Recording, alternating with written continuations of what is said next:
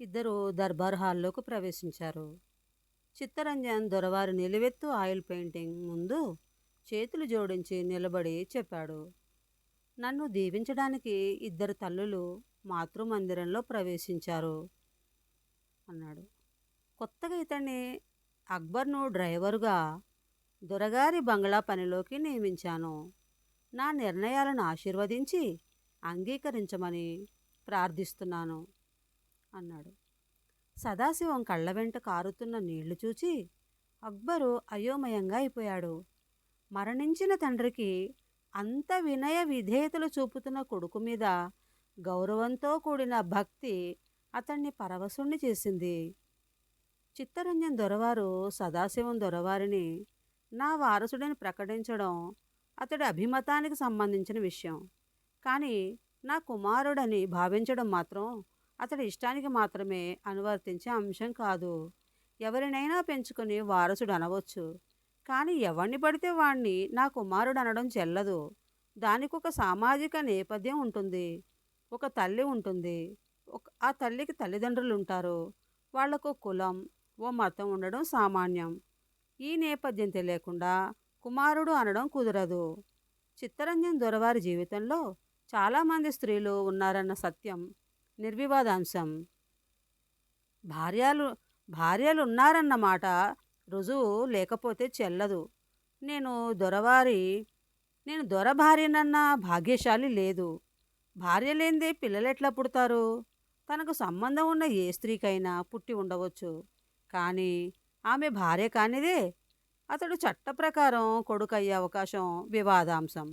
సదాశివాన్ని కన్న తల్లికి చిత్తరంజన్ దొరవారితో మాత్రమే సంబంధం ఉందని, అన్యులతో లేదని తేల్చితే తప్ప, అందుకు ఆమె అంగీకరిస్తే తప్ప సదాశివం తన కుమారుడని చిత్తరంజన్ దొరవారు విశ్వసించకపోతే ఇతడు నా కొడుకు అని నిర్ణయించే అవకాశం ఉండదు.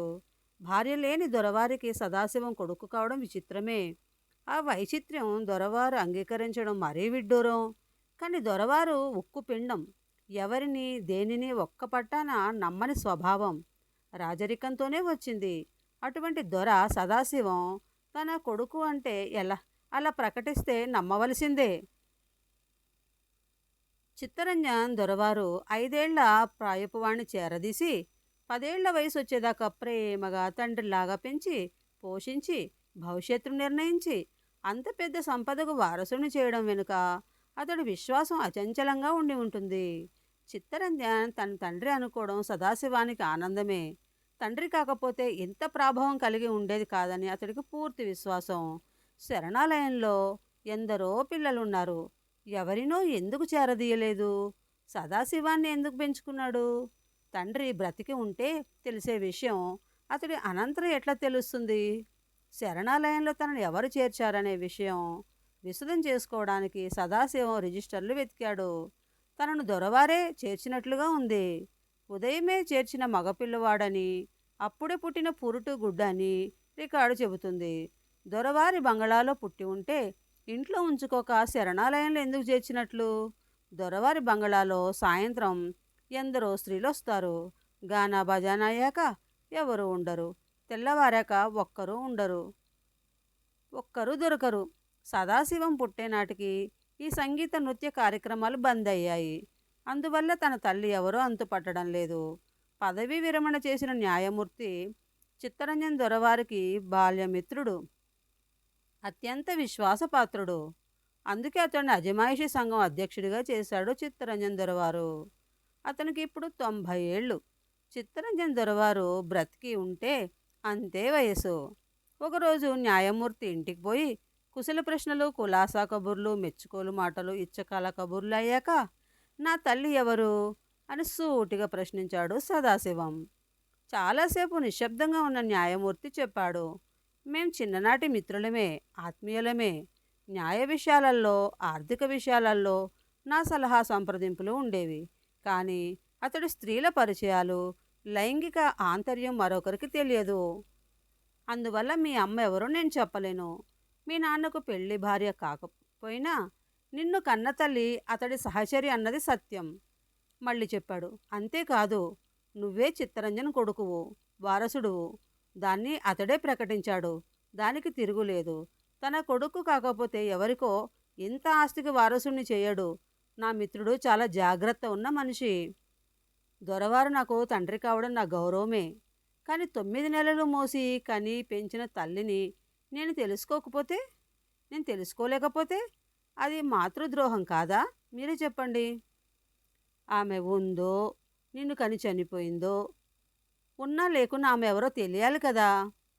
నిజమే అన్నాడు న్యాయమూర్తి. అతడికి అంత మాత్రమే తెలుసునని సదాశివం నమ్మాడు. న్యాయమూర్తి ఏదీ దాచిపెట్టడం లేదని గుర్తించాడు సదాశివం. అంత సంపదకు వారసుని చేసిన తండ్రి మీద కృతజ్ఞతతో పాటు గౌరవం ఉంది. కానీ తన తల్లి ఎవరో తెలుసుకోవాలనే ఆసక్తి రోజు రోజుకు పెరగసాగింది. 30 ఏళ్ల క్రితం మేనేజర్గా ఉన్న సత్యమూర్తిని అడిగితే ఏమైనా తెలుస్తుందేమోనని సదాశివం ముందుకు సాగాడు. అనాథ బాలుడు అని తాను రిజిస్టర్లో రాసి చేర్చుకున్నానని, ఆ తర్వాత దొరవారు శరణాలయానికి వచ్చి తనను మందలించి ఎవరు అనాథలు కారు, తల్లిదండ్రులు తెలియనంత మాత్రాన ఎవరు అనాథలు కారు, తల్లిదండ్రులు ఏ కారణం వల్లనైనా ముందుకు రాకపోవచ్చు, అంత మాత్రాన స్త్రీ పురుషులకు కాకుండా లేకుండా పిల్లవాడు పుట్టడు, దొరవారు చేర్చిన పసివాడు అని నా చేత రికార్డులో వ్రాయించారు దొరవారు. మీ తల్లి మీ తండ్రి దొరవారికి తెలుసు. వాళ్ళెవరో ఆయన మాకు చెప్పలేదు. తాను మీకు తండ్రినని ప్రకటించారు కాబట్టి ఆయనే తండ్రిగా చెల్లుబడి అవుతుంది. తల్లి ఎవరో దొరవారు చెప్పలేదు కాబట్టి ఇక ఆ విషయం రాజరహస్యంగా మరుగున పడే ఉంటుంది. తాను మీకు తండ్రి కాకపోతే మీ తల్లిదండ్రులు ఎవరో వారికి మాత్రమే తెలుసు.